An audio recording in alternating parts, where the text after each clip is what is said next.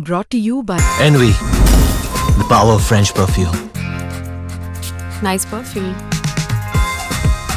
Nice perfume.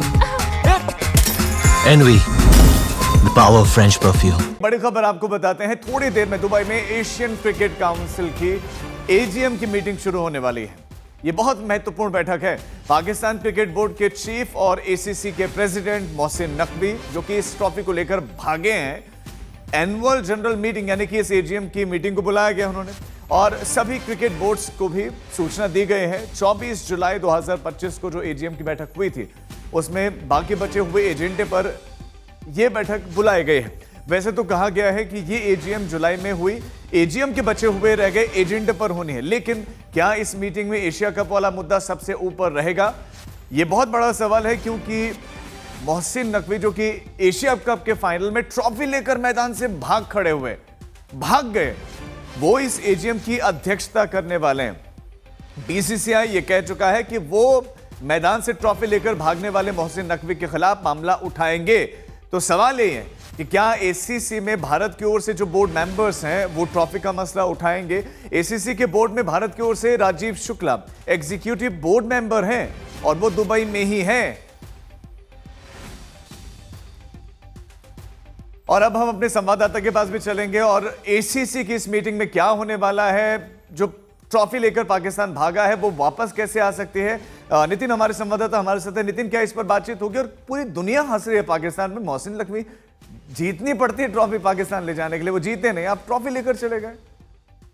नहीं, बिल्कुल राजीव, आपकी बात बिल्कुल ठीक है। और जिस तरीके से 28 तारीख को जब भारत ने एशिया कप का फाइनल पाकिस्तान को तिबारा हरा के जीता था, कहीं ना कहीं आप मोहसिन नकवी के मन में रहा होगा कि यार अगर पाकिस्तान जीते तो मैं उनको ट्रॉफी दूंगा। लेकिन होता इससे अलग है, भारत जीत जाती है और भारत मना कर देती है मोहसिन नकवी से ट्रॉफी लेने के लिए।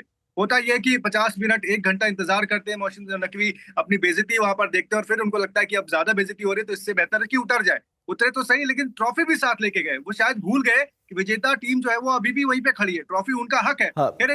नितिन, इस समय तिलक वर्मा प्रेस कॉन्फ्रेंस कर रहे हैं और जैसा वो लोग सेकेंड इनिंग्स में कम स्कोर में वो लोग पेस ऑफ करके, विकेट भी इतना आसान नहीं था बैटिंग के लिए, तो जैसा वो लोग कमबैक करके आए हैं और वहां से हम लोग पार्टनरशिप बिल्ड करके जीता है, तो वही है इंडिया की खासियत। प्रेशर कैसा था आपके ऊपर?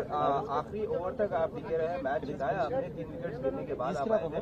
बताइए आपका एक्सपीरियंस कैसा रहा, क्या प्रेशर था आपके ऊपर? प्रेशर तो ऑफकोर्स नर्व्स तो बहुत रहते हैं बॉडी में, बहुत कुछ चल रहा था दिमाग में। तो मैं इसी एक चीज पहले भी बताया, अभी भी वही बताता हूँ, देश हमेशा आगे है और अपना इंडिया सबसे बहुत ऊपर है। तो मेरा माइंड में और दिल में वही लग रहा था कि जो भी करूंगा, मैं कुछ भी करूंगा, पूरा देश के लिए पूरा जान दे दूंगा। तो वही दिमाग में चल रहा था।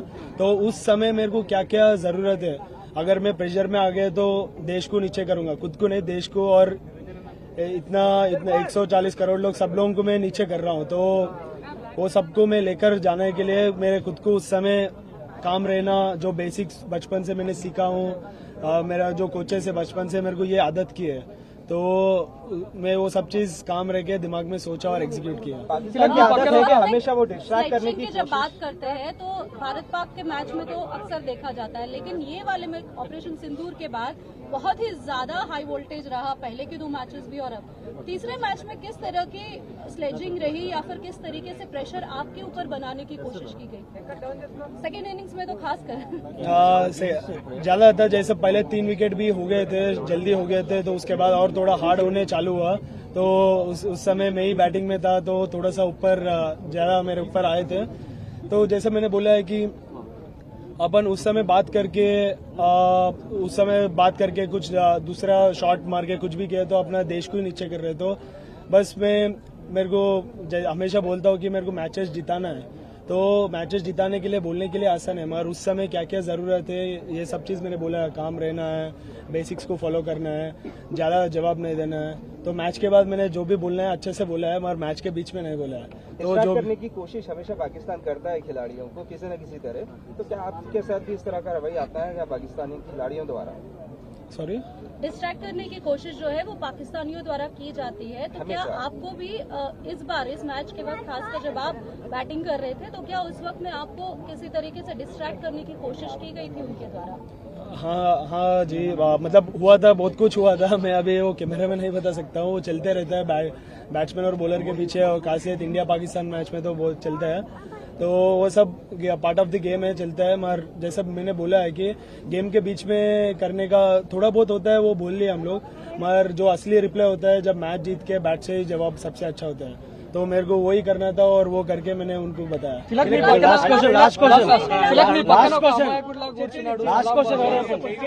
కోచ్ గురించి ఏం చెప్తారు? మీ పక్కన అసలు ఆయన చూస్తే ప్రతిసారి మిమ్మల్ని ముందు నుంచి నడిపిస్తా ఉన్నాడు. ఆల్మోస్ట్ క్రికెట్ బేసిక్స్ నుంచి ఇక్కడ స్టార్ట్ చేశారు. సో కలాం గురించి చెప్పాలంటే మీరు इसी में एक सवाल जोड़ता हूँ।